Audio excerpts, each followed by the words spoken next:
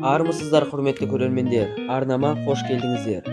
Адам өмірдің 1/3 бөлігін ұйқымен өткізеді және онсыз өмір сүре алмайды. Бүгін мен сіздерге ұйқы және түс туралы сіз естімеген қызықты және таңқаларлық фактілер айтатын боламын. Егер дайын болсаңыз, мен бастаймын.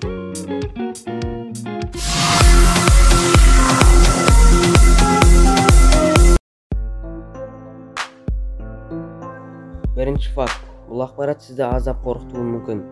Туылғаннан зағип адамдар түс көреді деп ойлайсыз ба? Иә, олар да түс көреді. Бірақ олар түсінде тек естиді және сезеді. Айналасы тек қараңғы, еш нәрсе көрмейді. Өзіңіз елестетіп көріңізші, түс көріп жатсыз. Бірақ айналаңызда еш нәрсе көрінбейді. Қандай сезімде болатын едіңіз? Қалай ойлайсыз? Адам аштықтан тез өле ме, әлде ұйқысыздықтан ба? Егер сіз аштықтан өледі десеңіз, қателесесіз. Себебі адам ұйқысыздыққа тек 11 күн шыдай алады, ал аштыққа 1 ай. Егер асқазаныңыз ауырса, сол жақ қолмен жатып ұйықтасаңыз, сол кезде аздап болса да жеңілдейсіз.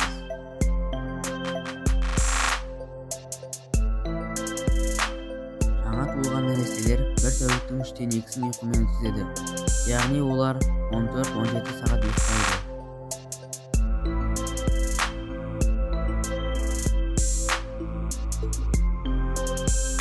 Адам өмірінің қанша уақытын ұйқымен өткізеді деп ойлайсыз?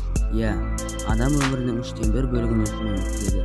Бұл дегеніміз, адам 60 жыл өмір сүрсе, оның 20 жылын ұйқыға кетіреді деген сөз.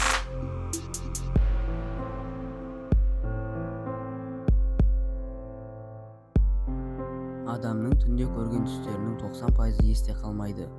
Бұған дәлел іздесеңіз, өзіңіз бүгін көрген түсіңізді есіңізге алыңызшы. Әрине есіңізде жоқ.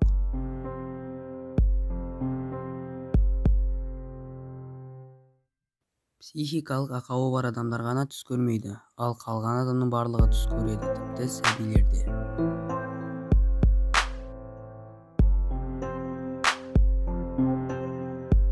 Сіздердің барлықтарыңызда оятқыш сағат бар шығар. Адамға оятқыш 2 жағдайда ұнамайды. Біріншісі оятқанда, екіншісі оятпағанда. Ал сіз оятқыш сағаттың қай жылы пайда болғанын білесіз бе? Ол 1787 жылы ойлап табылды.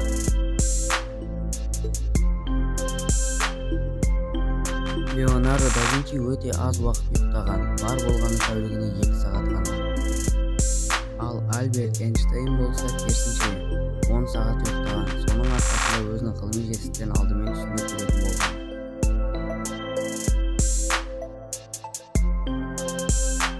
Мадагаскар ханшайымы Ранабалунда түсіне рұқсатсыз кірген адамдарды өлім жазасына кескен. Осыдан кейін Мадагаскар халқы қорқынышта өмір сүрген болар.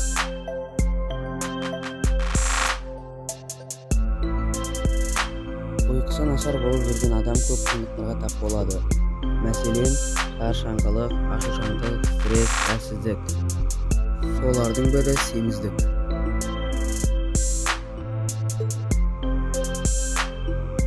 Ғалымдардың айтуынша жастардың 5-тен 4 бөлігі ұйқысынан тұра сала телефонын тексереді. Ал сіз бұл қатарға жатасыз ба? Комментарийге жазып кетіңіз.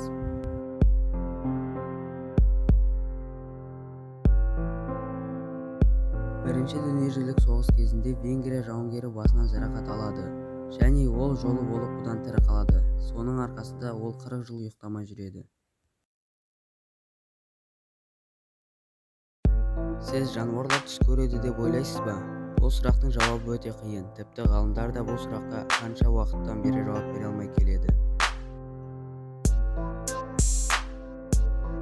Кейбір кезде адам ұйықтап жатқанда оның миы денесінен ерте оянып кетеді. Бұл жағдайда адам өзінің ояу екенін сезеді, бірақ қозғала алмайды. Енді бұл жағдайға өзіңізді қойып елестетіп көріңізші. Сонымен достар, бүгін біз сіздерге ұйқы және түс туралы бірнеше фактілер айтып бердік. Өзіңізге ұнаған фактіні және өзіңіз білетін басқа да фактілерді комментарийге жазып қалдырып кетіңіздер. Арнаға тіркеліп, видеоға лайк басып кетіңіздер. Қош сау болыңыздар.